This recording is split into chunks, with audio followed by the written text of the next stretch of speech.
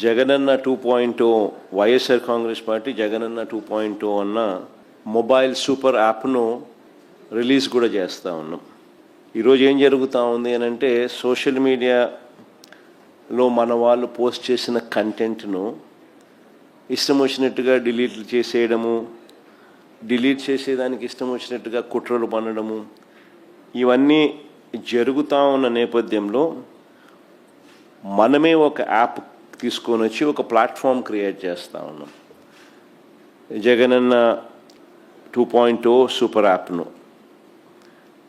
ఈ యాప్లో ఇందులో ప్రతి కార్యకర్త కూడా నిర్భయంగా తన అభిప్రాయాలను తాను చెప్పొచ్చు.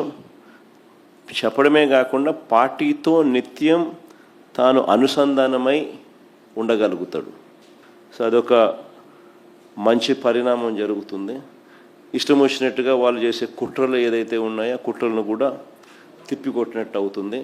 ప్లస్ మన వాళ్ళందరికీ కూడా పార్టీలో ఉన్న చిన్న కార్యకర్త నుంచి సెంట్రల్ ఆఫీస్ దాకా ప్రతి నాయకుడు కూడా, నియోజకవర్గ స్థాయి నుంచి రాష్ట్ర స్థాయి దాకా ప్రతి నాయకుడితో కూడా కార్యకర్తలు కూడా అనుసంధానమై కూడా ఉంటాడు.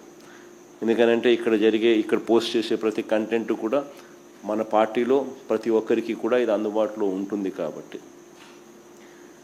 క్షేత్రస్థాయిలో ప్రజలు ఎదుర్కొంటా ఉన్న సమస్యలు కానీ, కార్యకర్తలు పోలీసుల ద్వారా హెరాస్మెంట్ ఎదుర్కొంటా ఉన్న ఇబ్బందులు కానీ, పార్టీకి సంబంధించిన ఇలాంటి ఏ అంశాలైనా కూడా ఈ యాప్ ద్వారా నేరుగా ఒకరితో ఒకరం టచ్లో ఉండగలుగుతాం.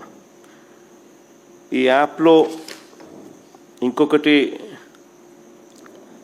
మంచి విషయం ఏమిటి అని అంటే, పార్టీలో మనం నిర్వహించే ప్రతి సమావేశము, పార్టీ నిర్వహించే ప్రెస్ మీట్లు, ముఖ్యమైన కార్యక్రమాలు, అధికారిక ప్రకటనలు, ఇవన్నీ కూడా నేరుగా లైవ్ ఫీడ్ కూడా ఈ యాప్లో ప్రతి కార్యకర్తకు కూడా అందుబాటులో ఉండే కార్యక్రమం కూడా జరుగుతుంది.